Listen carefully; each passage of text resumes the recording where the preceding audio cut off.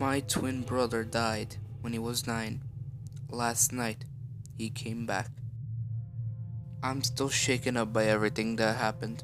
My head is a mess, and I'm probably going to have to change my job. Not probably, definitely.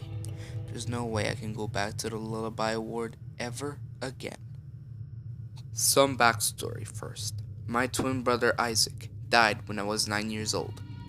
Everyone talks about how special twins are, that they have their psychic link, this relationship that is closer than any other human being has to another.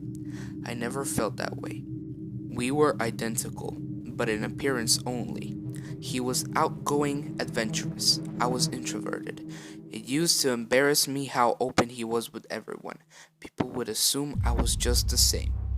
I must have lost count of the number of times someone would talk to me and expect the same response, only to have this confused look on their face when they found this complete opposite in the same shell.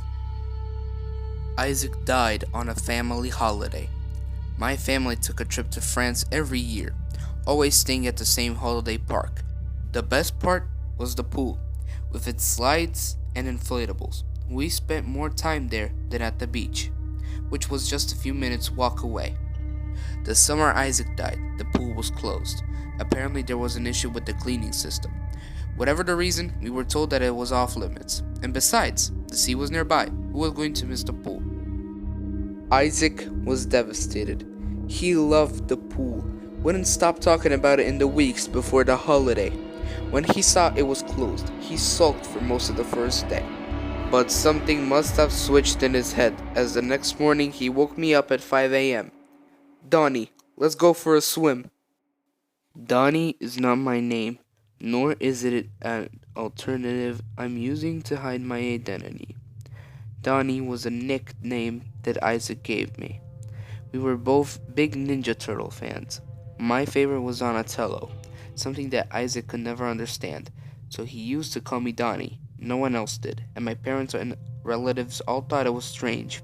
He was desperate for me to call him Mikey, but I never did. Anyway, he woke me up and, for some reason, I was happy to oblige. We snuck out of the chalet and made our way to the pool.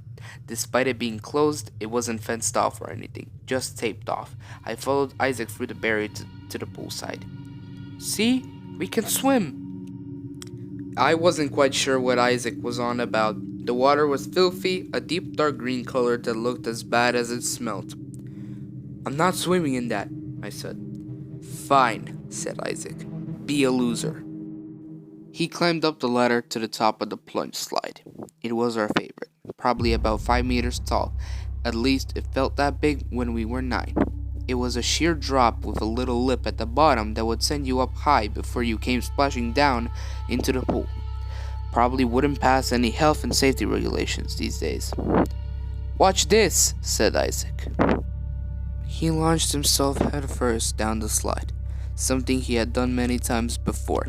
This time was different. The bottom of the slide with the lip was covered with some of the green scum water. As Isaac hit that part, his body slid sideways. He flew up in a weird sort of spinning motion before landing with a horrible wet splat on the edge of the pool, head first. He made a horrible sighing sound before falling limply into the water. I screamed out in horror. Isaac disappeared beneath that green surface for a moment. I wish that moment had lasted longer, giving me a chance to turn away or start running, but it was all too brief.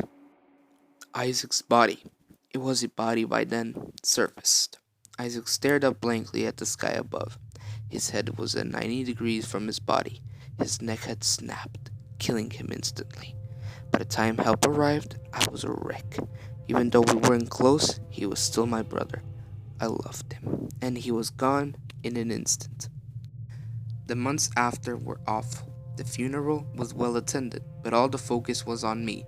Who needs an open casket when you have a carbon copy sitting nearby? People would cry just looking at me.